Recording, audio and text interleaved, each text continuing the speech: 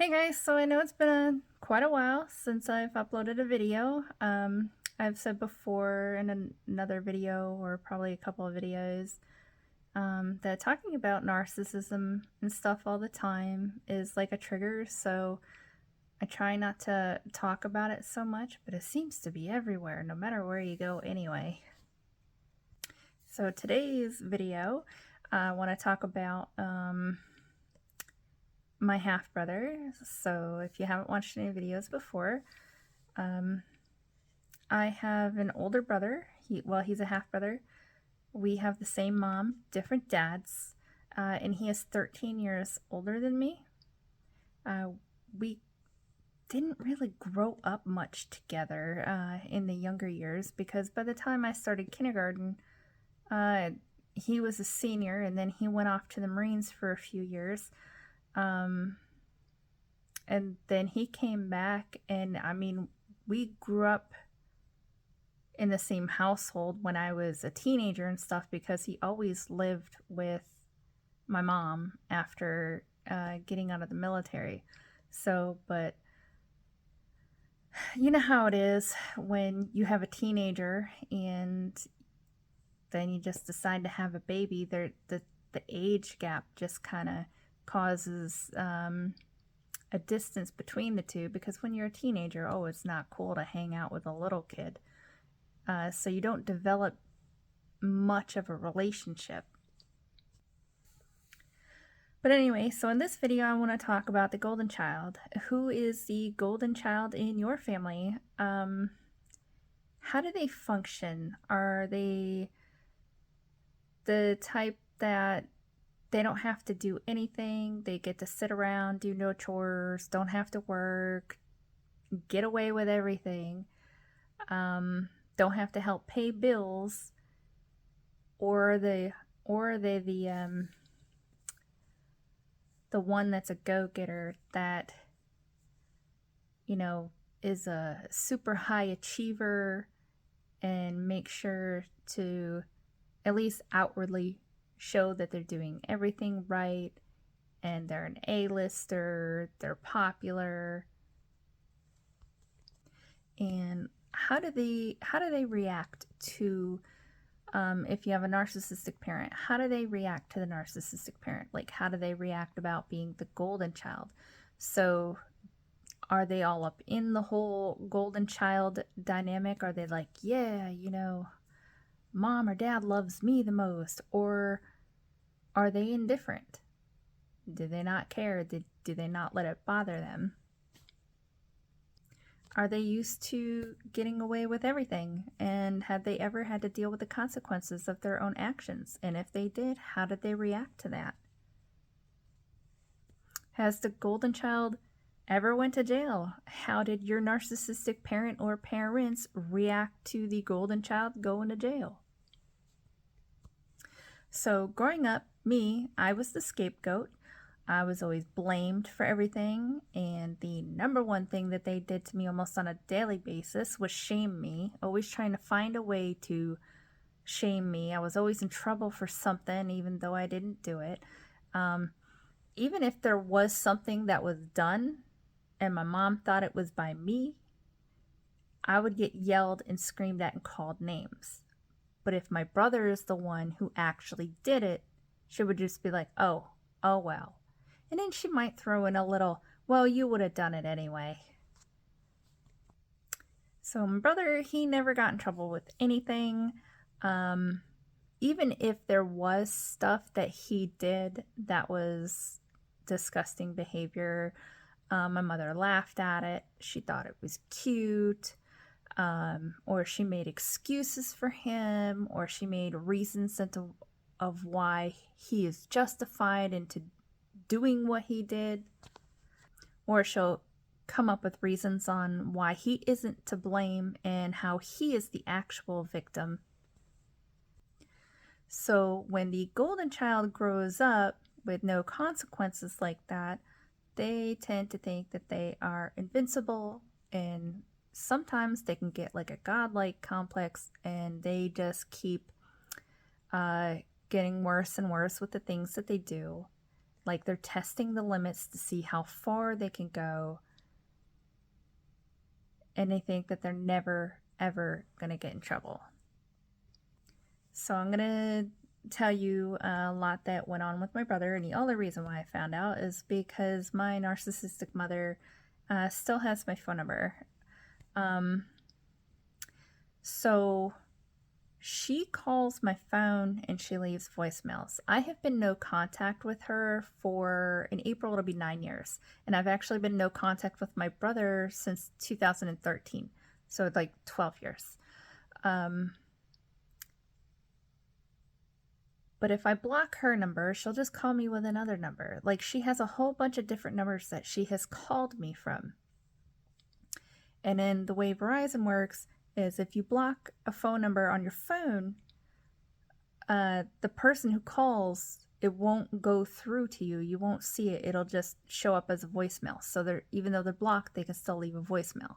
In order to block them from even being able to leave a voicemail, you have to go on the Verizon's website, and you're only allowed like I think 5, maybe 6 phone numbers that you can block. And that only lasts for 6 months, and then it just falls off and you got to do it again. It's a lot of work. So in any case, no matter what I do, she's going to try to find a way to contact me. Like this woman has made over 20 Facebooks so that she can stalk me. And every time I find a new one, I block it. And then a little bit later, she just makes another one. But in any case, a few years ago, she had left a voicemail saying that David, which is my brother, he was in jail in Luray, Virginia. He was working there at a park called, I think it's pronounced Shenandoah Park, as a ranger.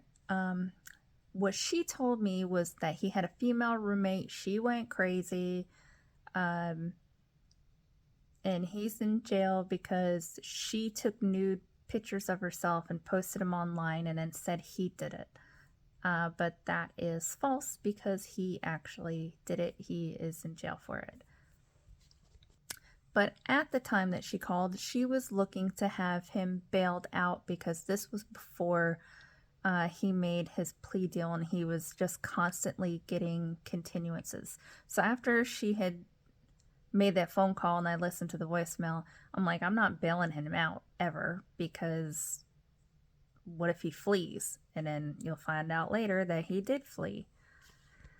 So initially he was charged with 1 felony, which was poisoning or drugging, and then he was charged with 24 misdemeanors. I believe 12 was taking someone's nude picture without their knowledge, and then the other 12 was posting them publicly.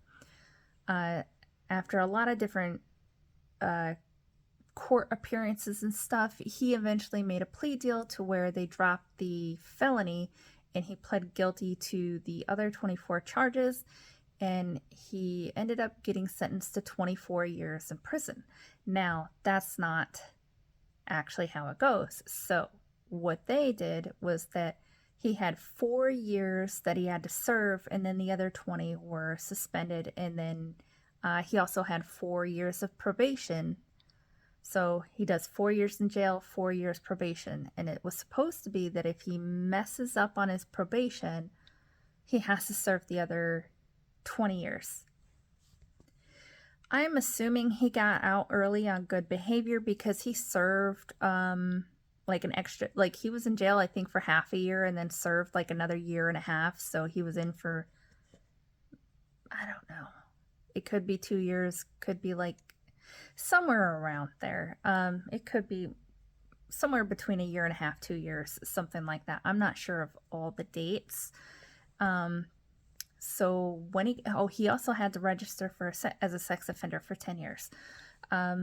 So when he got out of jail and he was on probation, within days of him getting out, he violated probation 20 times in one day. I don't know what he did. I'm assuming that he tried to contact his victim because he's a vile person and he would probably do that. But anyway, as soon as he got out, he fled from Virginia to go back to New York to live with my mother. As soon as I found out that he was considered a fugitive, like he got out in December, and then in January he was considered a fugitive. And then on the website just for that, it said put in a tip. So I put in a tip giving them my mother's address and all the phone numbers that she used to call me, saying, hey, I'm pretty positive that he's staying with our mother. Nothing ever came of it. Then months later, I found his sex offender profile. And on there, it said that he was I can't a connance. I don't know what it is, but it's basically he fled his sex offender registry duties and lied about where he was or whatever. So on the sex offender website, I sent in a tip. I said, hey, this is the address of her mother and this is her phone number. I'm positive this is where he's at. And then within maybe a week or so, he was in jail and he was back in Virginia. I'm not sure if my tip is what got him caught, but my first tip to just the jail for his court cases, they didn't care, but apparently maybe the sex offender website did care enough to maybe go get him. So when he got back to Virginia, he was charged with 2 cases of his sex offender stuff and then 20 cases of his violating probation. He was found guilty. I believe he pled not guilty. And then I have to double check what it said. Okay, so for the sex offender stuff, he got 2 years suspended. And then with the 20 probation violations, he got a year for 5 of those cases. So he has to be in jail for 5 years. And then with the other 15 cases, he got 1 year suspended for each and 3 years probation for each. So that would be a total of 15 years suspended and 45 years of probation. I didn't rat him out just to be vicious, although that kind of is like an icing on the cake to kind of get a little retaliation on him. My whole reasoning is that he did this to a lady. He drugged her, he took her nude photos, and he posted them publicly. What reason he did these, I don't know. It could be that she wouldn't return his advances. But I didn't want him to possibly be able to do that to another person while he's a fugitive out of jail. This isn't the first time he has done something to a woman. So back in like late 2005, early 2006, he was living in Mesa, Arizona, and there was a park somewhere near there that he worked for. He was a ranger there for it. And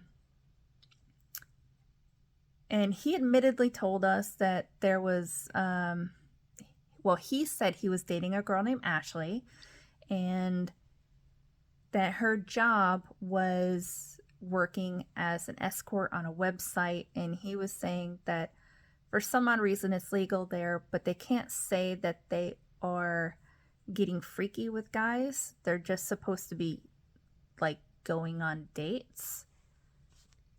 But we didn't find out about the escort thing until later, because he knew that everything was about to come out of the bag, so he decided to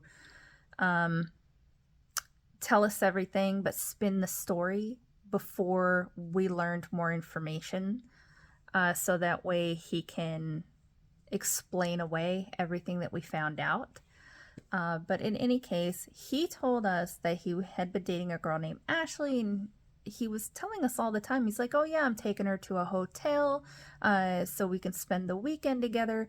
but it wasn't hotels like anything fancy. It was like Motel 6 and the Super 8, Days Inn. Why, if you have a girlfriend and she has her own place and you have your own place, why are you going to a hotel in the same town to spend the weekend together? Back then, I didn't put that together. I actually didn't put that together until recently when I started thinking about like the whole thing. That would be like if I had a boyfriend in the same town that I lived in, and we just, even though we both had our own places, we decided to meet up at a hotel. And then I remember at some point, there was a couple of different occasions where he had gotten a hotel for the weekend and she didn't show up, and he would call us and he would be all pissed off, calling her names and all that jazz, and saying that she's a horrible person for not showing up, when in actuality what he was doing was he was ordering her off of the website, but she was not accepting the bookings, because he was harassing her. What I think is she may have been just doing her job, which was to make him feel like she really liked him, and he took it literally, and that's probably how it got out of hand. Or it could be he knew what it was, but he just decided he really wanted her, and she didn't want him, so she rejected him. So it could be either or. But he had gotten obsessed with her to the point where she was taken off of the escort website. I found out what website it was, and I was able to watch. She was taken off the website so nobody could order her, probably because of the harassment. She was able to get, sorry, it's getting super late and my eyes are tired. But she was able to get a restraining order on him. And then he violated that restraining order. He says that he was out to the movies with some friends and she happened to be in the area. He claims that he never saw her and she saw him and randomly just called the cops and they came and got him. But he was found guilty or whatever, and he had to spend 17 days in jail for violating that restraining order.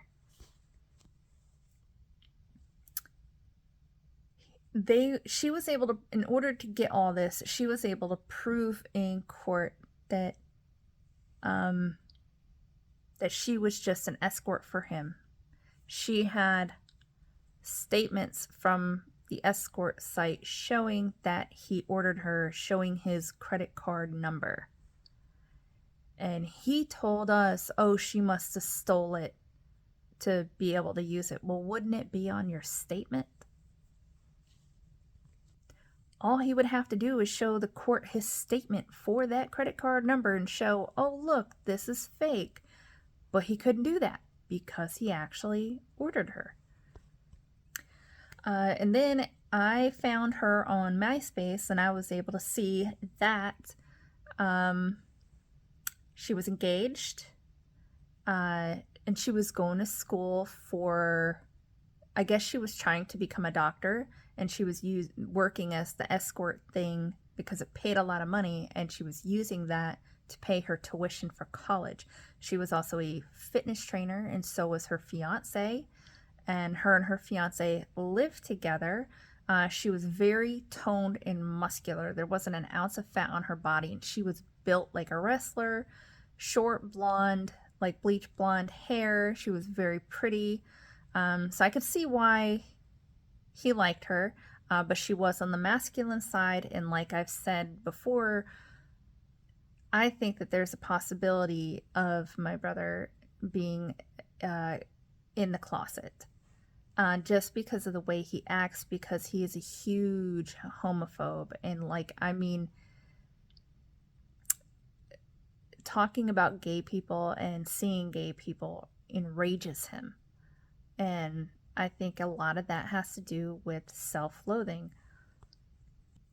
And then I never contacted her on MySpace. I just looked at her profile, but she ended up contacting me and telling me that David is mentally unstable and he's violent and he needs to get help.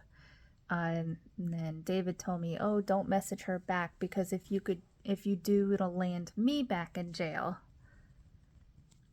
The thing is I know my brother. I've lived with him my whole life.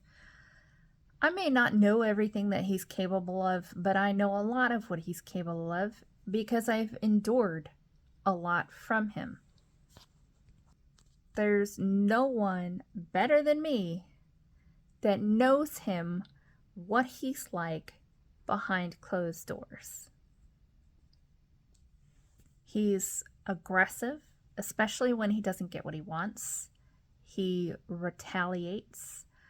And then when he does something and then I do something back to him, he acts like he's the victim. He's almost 55 years old and he's only had a handful of girlfriends. I believe, and they've all lasted only a few months long. They have never lasted longer than that. And I believe when his mask starts to fall off, women run. And that's why he can't hold on to anyone. I fully believe that he has done more things to other women, but nobody has ever come forward or done anything about it, because once they escape him, they just want it to be done and over with, and they don't want to deal with it. They don't want to deal with the courts, especially if they're afraid of him and he's violent with them. Like when someone's violent with you, you don't want to anger them anymore. So you just want to run away and just never speak to them again and completely disappear, because you don't want to poke the bear. And then when I talk about our mother enabling him, so when I was roughly about 9 years old, he had dated a girl, very nice blonde girl. They only lasted a couple of months, so it wasn't like this big whirlwind love, like they had fallen so deeply in love with each other. It was literally a couple of months, and they were young. She ended up breaking up with him, and then he did nothing but talk bad about her. And then I think like a little over a year after they had broken up, my mom and I had went to the mall, and my mom had seen her standing in the Sparrow, which is a pizza joint, Sparrow's line waiting to get pizza. And my mom she was holding an infant too. My mom marched right up to her and grabbed her shoulder and started berating her. There was a whole group of people there. There was the child's father there, and then a bunch of her friends, and then a whole bunch of other people she may or may not have known, just people there getting food. Just a lot of friggin' people. And my mom's sitting there screaming and yelling at her, calling her, a whore and all these other names for hurting her son. And this girl is looking traumatized. And she's doing this with me, a little kid. I don't know what is going through her mind or where she thinks that that's a good idea. And then while this lady is holding her infant child. Sorry, I had to change positions a little bit. My stomach's killing me. But I fully believe that if my brother had ever been accountable for anything in his life by our mother, he may not have been able to do this to another woman, thinking that he could get away with it. Our mother's almost 80 years old. She's got one foot in the grave, according to her, but she's had one foot in the grave for her whole dang life. She's always crying that, oh, I'm gonna die, or oh, I got this new cancer, and it's all just a ploy. Like, she's also been calling me saying that she wants my daughter's social security number so that she could leave her an inheritance, and I'm not taking the bait. She just is trying to hoover me back in. But in any case, also when he went back to jail from being a fugitive, shortly thereafter, his creditors started calling me. So I think that when he went back to jail, the creditors were either calling his phone and she had his phone, or they were calling her phone. And then I guess maybe that she was sick of them calling her, so she gave them my number because these people knew my name. They said, "Hey, Jennifer, we're looking for David Wright." Like, I'm baffled. Like, this is just another form of harassment. So his creditors were calling me for some time every so often looking for him, and I'm like, I haven't talked to him in over a decade. I have nothing to do with him. But because they have my number down for him, I guess they can keep calling. Thank God they don't have my address. Then they make these threats like, "Oh, well, I guess we'll just pursue legal action." Okay. I don't care. It's not going to bother me any. Can't pursue legal action on me. But yeah, so that's what's going on with my golden child brother. Our mother is most likely going to pass away while he's in jail. And then when he gets out, he's not going to have anybody. He literally has nothing. He has no vehicle. He has no possessions because the first time he got arrested, all his stuff got thrown out of his apartment because he couldn't pay rent anymore. So basically it was like an eviction. Everything he owned got tossed out. He has nothing and he has nobody. But in my mind, you know who can take care of him when he gets out of jail, because it's not going to be me. Every single family member or friend of the family who, when I came out and told everybody about what was going on in the household with my mother and brother abusing me, people sat there and said that I was unstable. So everybody that took his side and thought I was just crazy, they can take care of him. Since they love him so much, they can have that sex offender in their household around their kids. Not mine, because if I take him in and he gets mad and he retaliates, who's to say he won't do something to us? Or try to get my husband kicked out of the military. I'm not running any risk. I hope I never have to speak to him again or hear about him again. There's no amount of money in this world that would ever make me want to talk to my mother or my brother ever again, because our peace has no price. So anyway, that's the end of what's been going on and talking about the golden child in the family. So go ahead and leave a comment down below and talk about your golden child and your family dynamic, and because I would love to see the similarities and the differences between them all. Okay? Take care.